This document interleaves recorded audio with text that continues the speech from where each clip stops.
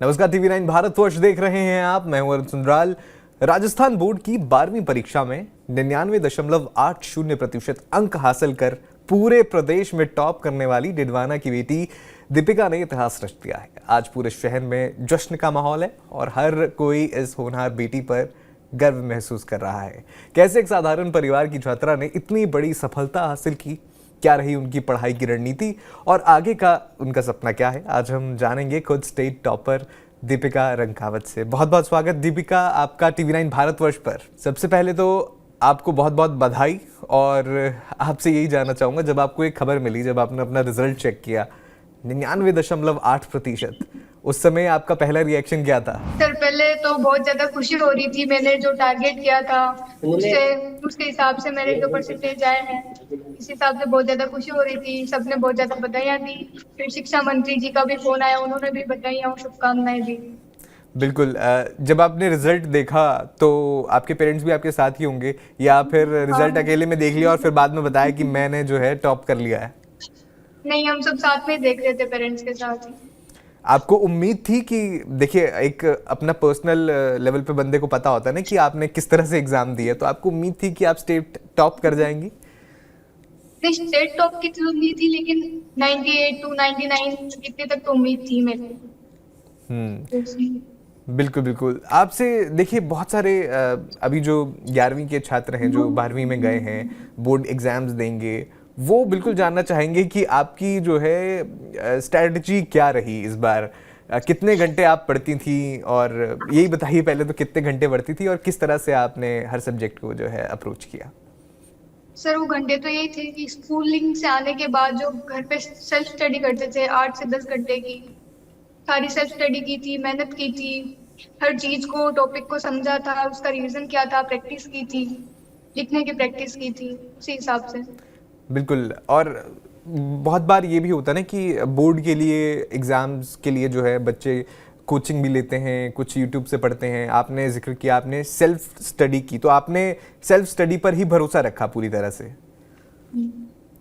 ठीक है, तो आपके मुताबिक आपका सबसे मजबूत सब्जेक्ट कौन सा था, और वो कौन सा सब्जेक्ट था जिसने आपको 100% लाने से रोक दिया? सब्जेक्ट मतलब इंग्लिश में मेरे 99 आए थे, बाकी सब में 100 ही थे। मतलब इंग्लिश। और सब्जेक्ट पसंद का ऐसा है जी। कि पसंदीदा सब्जेक्ट आपका कौन सा रहा? लेकिन लेकिन रिजल्ट देख के सब्जेक्ट तो ऐसा पसंद लगता है कि है। सब में सारे पसंदीदा थे, लेकिन फिर भी पर्सनल चॉइस हाँ, आपकी क्या थी? जिस टाइम जो चीज पढ़ते हैं वो इंटरेस्ट लगा के पढ़ते हैं तो सारे सब्जेक्ट इजी ही लगते हैं। ऐसा कोई हार्ड की बात नहीं है।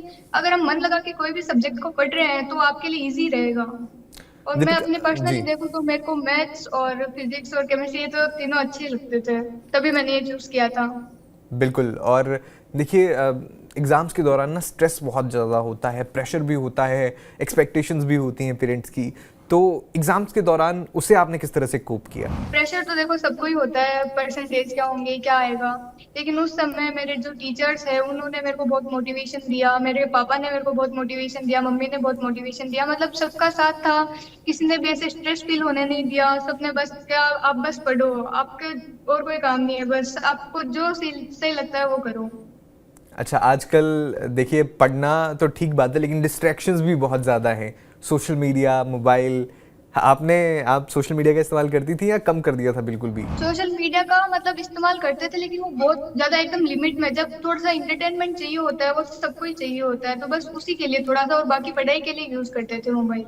अच्छा, तो रिलैक्सेशन के लिए आप अपने फ़ोन का इस्तेमाल करते थे, इंटरनेट का इस्तेमाल करते थे, और साथ साथ में पढ़ने के लिए भी उसका इस्तेमाल करती थी। हाँ, मतलब बहुत ज्यादा कम ऐसे था कि मैं इंटरनेट से थोड़ा रिलैक्स ले लेती, वरना यहाँ पे बाहर घूमना फिरना, बहनों के साथ, पेरेंट्स के साथ टाइम बिताना। बिल्कुल। साइंस स्ट्रीम को बहुत टफ माना जाता है, और उसमें इस तरह से लगभग 100% नंबर लाना भी एक अपने आप में अचीवमेंट है। जिस तरह से जब आपको शिक्षा मंत्री की ओर से फ़ोन आया, उन्होंने बधाई दी आपको, क्या बातचीत हुई? वो क्या पल था, उसके बारे में बताइए। उन्होंने पहले तो मेरे से बहुत ज्यादा बधाइयां दी, मेरे को इसके लिए मार्गदर्शन किसका था ये सब पूछा, शुभकामनाएं दी, उज्जवल भविष्य की भी कामनाएं दी थी, आगे भी अच्छा करते रहे। बिल्कुल।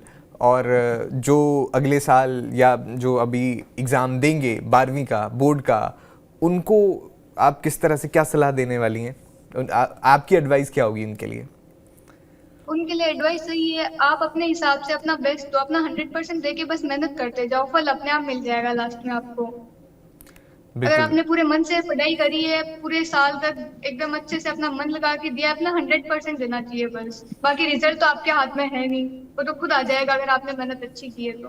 बिल्कुल। एक बार आपकी स्टडी स्ट्रैटेजी पर एक बार फिर से आना चाहूँगा। आपने बोला कि आप 10 घंटे तक पढ़ लेती थी और स्कूल से आने के बाद आप पढ़ती थी, बीच में रिलैक्सेशन के लिए फ़ोन इस्तेमाल कर लिए या बाहर टहल लिया, थोड़ा स्ट्रेस को भी कोप करने की कोशिश की। लेकिन एग्ज़ाम से जो पहले का टाइम होता है उसमें रिवीजन भी बहुत ज़रूरी हो जाती है, तो रिवीजन आपने किस तरह से की और उसके बाद एग्ज़ाम में किस तरह से परफॉर्म किया? जो एग्ज़ाम से 5 मिनट पहले का टाइम होता है जब आप सेंटर में जा रहे होते हैं, उस टाइम आपने किस तरह से कोप किया स्ट्रेस को? एग्जाम से मतलब ऐसा था कि जिस दिन एग्जाम होता था मैं उस दिन उतना कोई स्ट्रेस लेती ही नहीं थी, बस हमारे भगवान के हाथ जोड़ के बस उनसे प्रार्थना करके निकल जाते थे। और एग्ज़ाम में टाइम मैनेजमेंट भी बहुत मुश्किल होता है, उसको आपने किस तरह से किया? टाइम मैनेज का तो वो तो हमारे जो प्री बोर्ड्स होते हैं सभी के स्कूल में होते हैं, उन्हीं के हिसाब से उनमें ही टाइम का पता चल जाता है कि आप वीक किस में हो, वो उनमें पता चल जाएगा आपको, तो आप उसके ऊपर मेहनत बाद में कर सकते हो जब आपको छुट्टियां मिलती है पढ़ने के लिए। फिर आप बिल्कुल। रात को कर सकते हो, सुबह जल्दी उठ के कर सकते हो। बिल्कुल। आप के माता-पिता का रिएक्शन क्या था जब उन्होंने रिज़ल्ट देखा? पता चला कि बेटी जो है स्टेट टॉपर बन गई माता है। पिता खुश भी हो गए, माता पिता बहुत ज्यादा खुश भी हो गए थे, उसके साथ इमोशनल भी हो गए थे कि मेरी बेटी ने स्टेट टॉपर किया है। बिल्कुल। इसका लक्ष्य था, जब मैं 12th क्लास में आई थी तब से इसका लक्ष्य था कि मुझे 500 में से 500 लाने हैं। बस हमने तो सिर्फ इसका साथ दिया है और इसकी मेहनत है। बिल्कुल। आपने कभी सोचा था कि आपकी बेटी जो है स्टेट टॉपर बन जाएगी और शिक्षा मंत्री का बधाई के लिए फ़ोन आएगा आपको? देखो ऐसा तो नहीं सोचा था, पर हाँ इतना सोचा था कि अच्छे नंबर लाएगी, पर इतना भी कि स्टेट टॉपर हो जाएगी, शिक्षा मंत्री हमें बधाई देंगे खुद चल के, ऐसा नहीं सोचा था सर। बिल्कुल। दूसरे जो छात्र हैं जो भी एग्ज़ाम देंगे, उनके माता-पिता को आप क्या संदेश देना चाहते हैं? मैं तो यही संदेश देना चाहती हूँ कि अगर बच्चा अगर कुछ ठान ले तो कुछ भी कर सकता है, और इसने अपने मतलब सेल्फ स्टडी के आधार पर इतने अंक प्राप्त किए हैं। और इसके टीचर्स वगैरह है जो मतलब इतना अच्छा पढ़ाया, घर पे आके रिवीजन करती थी और हमें मतलब बच्चों को ट्यूशन वगैरह भेजने की कोई आवश्यकता नहीं थी, और इसकी खुद की लगन से इसने इतने अंक प्राप्त किए। बिल्कुल। लगन से मेहनत की और आपका नाम रोशन किया है। ये मेरा सवाल अगला जो है वो दीपिका से रहने वाला है। अब 12वीं में तो आप स्टेट टॉपर बन गई हैं, आगे क्या बनना चाहती हैं? आगे का लक्ष्य क्या है आपका? आगे मेरा लक्ष्य सिविल सर्विस करने का है। सिविल सर्विसेज का एग्ज़ाम देना चाहती हैं आप? आईएएस बनना चाहती हैं, आईपीएस बनना चाहती हैं? ये सोचा तो यही है, उसके लिए मेहनत स्टार्ट करेंगे अब। बिल्कुल, इसके लिए मेहनत आप करेंगी। आप पूरे परिवार को बहुत बहुत बधाई। आपकी बेटी ने जो है सच में अपने जो शहर का नाम रोशन किया है, पूरे राजस्थान का नाम रोशन किया है, और एक बार ये करके दिखाया है कि जो मेहनत करता है उन्हें फल ज़रूर मिलता है। बहुत बहुत धन्यवाद आपका जो हमारे साथ बातचीत करने के लिए। तो आपने सुना दीपिका रंकावत को, जिन्होंने अपनी मेहनत और लगन से पूरे डिडवाना ही नहीं बल्कि पूरे राजस्थान का नाम रोशन किया। हमें उम्मीद है कि उनकी ये सफलता लाखों छात्रों के लिए प्रेरणा बनेगी। बाकी आपका इस पर कुछ कहना है, आपका कोई सुझाव है, विचार है, सवाल है, कमेंट बॉक्स में ज़रूर बताइएगा। बाकी खबरों के लिए देखते रहिए TV9 भारतवर्ष।